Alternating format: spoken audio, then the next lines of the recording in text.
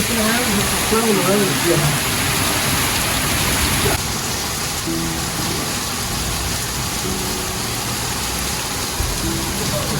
Look at the rain. Off your legs. It's all lost in there, isn't it?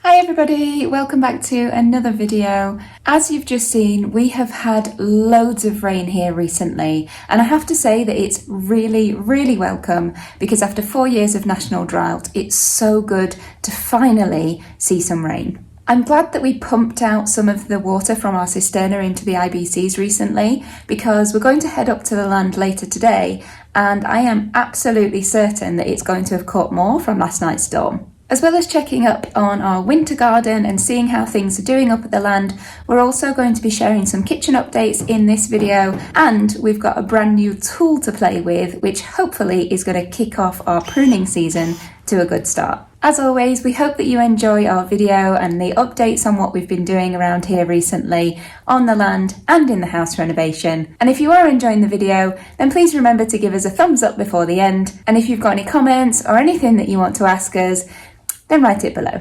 Thanks for watching.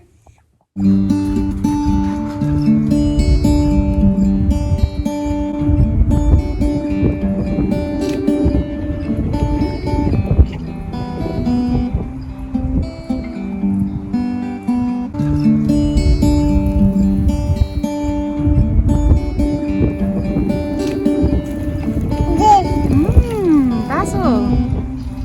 Can you eat this one?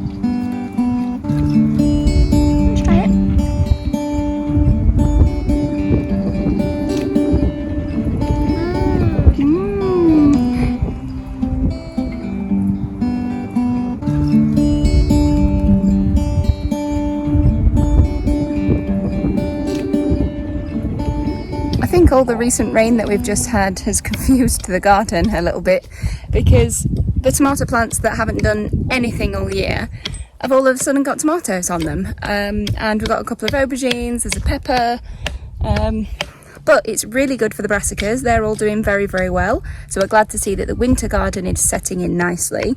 And actually I think we're going to leave some of these other things, the aubergines and stuff, a little bit longer, because they seem to be doing pretty well, so we may as well leave them to get a little bit bigger before we pick them.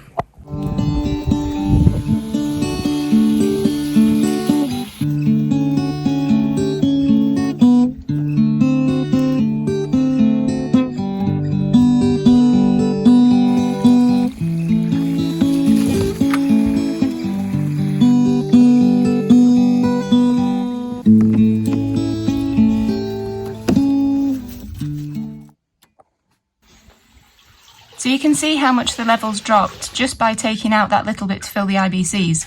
So it's definitely worthwhile doing, because it means that now if it rains again, we've got that much space to be able to collect another 1,000 litres.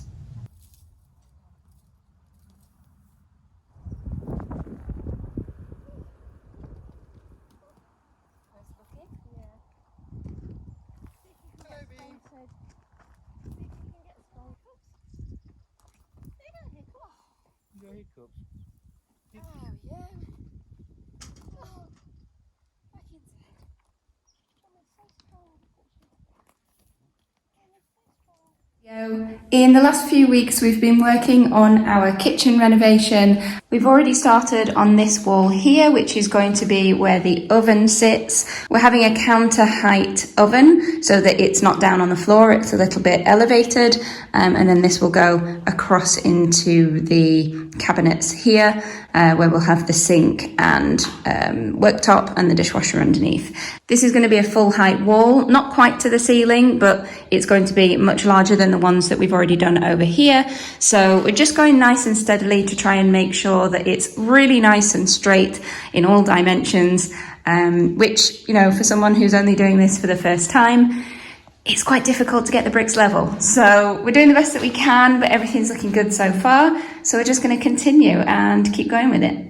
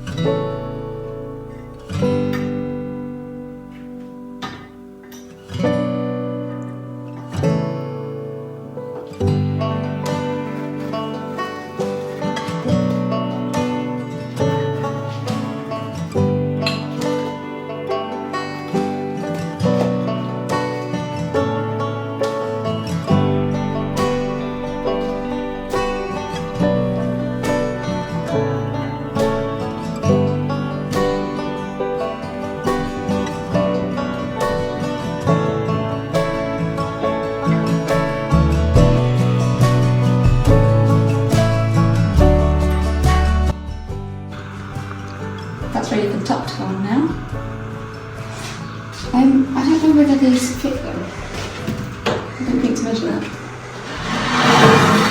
We have got the bigger ones downstairs that we can cut.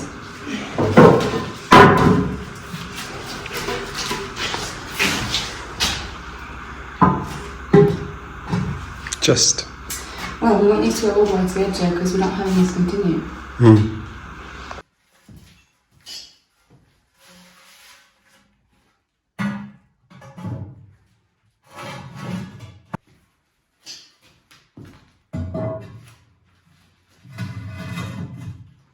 This morning I'm starting on the mount for where the oven is going to go. So we're going to have an oven which is like waist height here. We wanted it that kind of countertop height so that one, it was safer for babies, but also we wanted it to be just more ergonomically sound. It's easier to put things in and out at this height rather than having to bend down all the time. So that's what we're doing. We've always wanted an oven at this level, so we're going to build one. So I'm just working out where we're going to need to cut these so that these will fit onto here, and then we can get these mortared on.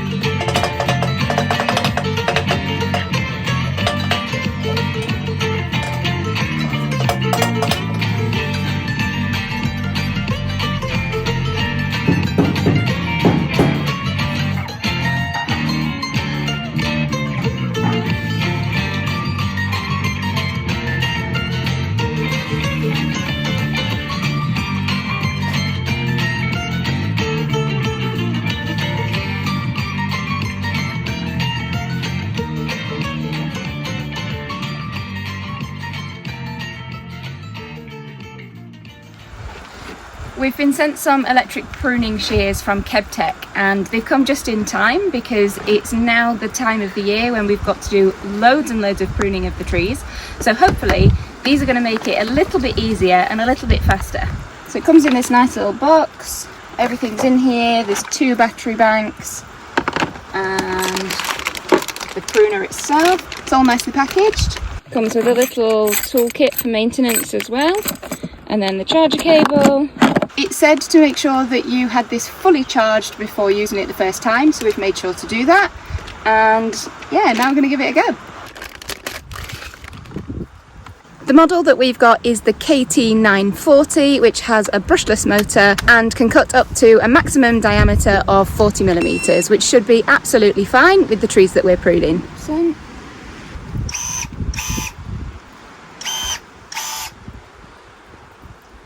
let's give it a go.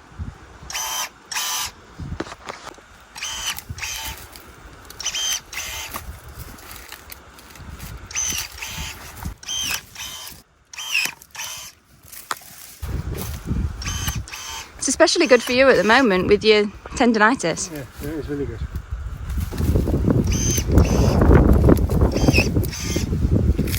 You helping, Packer? I tell you what, it's pretty good this.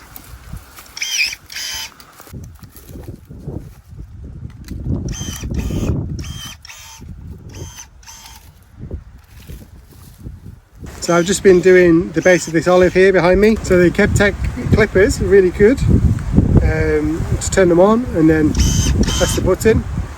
I've got banged up wrists at the moment because doing work up here, doing work on the house. So this kind of thing, so you're not like constantly using the clippers, is really good. But for things like taking these trimmings down after we've taken a big branch off, being able to just go along, clip them, stack them, ready for chipping. It's going to be a great time saver. Nice good thick orange branch, no problem at all.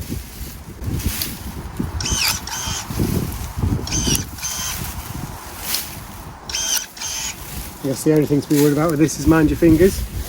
It goes through like butter, so mind your fingers is the thing anyway.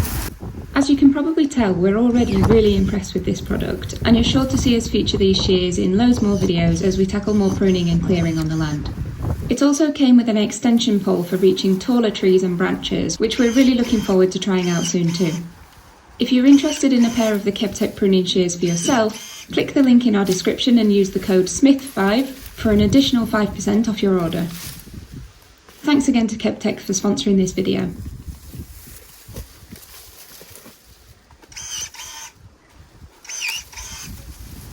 So I've just taken the bulk off this tree, so they're left some major stems, but the main pruning work we'll do in the spring once the flowers are out and we can see what's productive, what's not productive. And we've also seen from Frankie Off Grid that they were saying their spring pruning yielded a better tree with more fruit and more vigour in its regrowth, so we're going to have a go at that.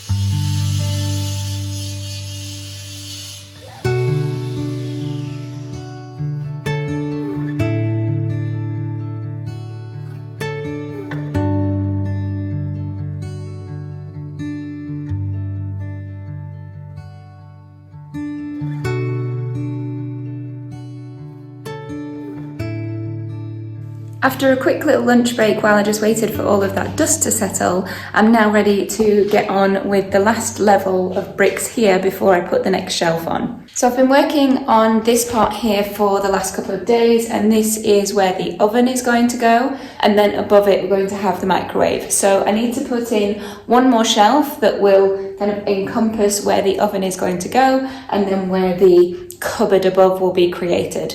So that's what I'm going to get on with now. I've got all of those bricks cut, so hopefully it shouldn't be too hard.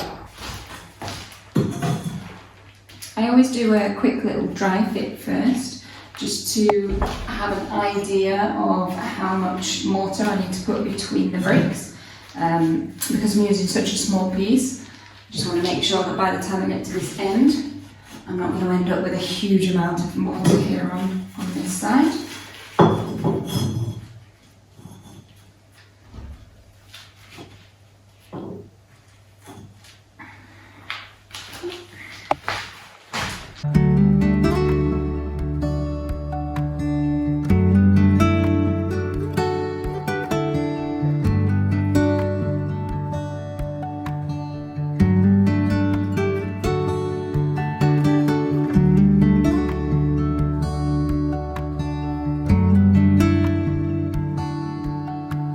In our next video, we're taking a little break from building the kitchen cabinets to spend some time restoring the wooden ceiling beams in the kitchen. So be sure to watch our next video if you want to see how we take our beams from looking like this to this. As always, thank you to our Patreons, likers, subscribers and watchers. Thank you for watching, and we'll see you on the next one.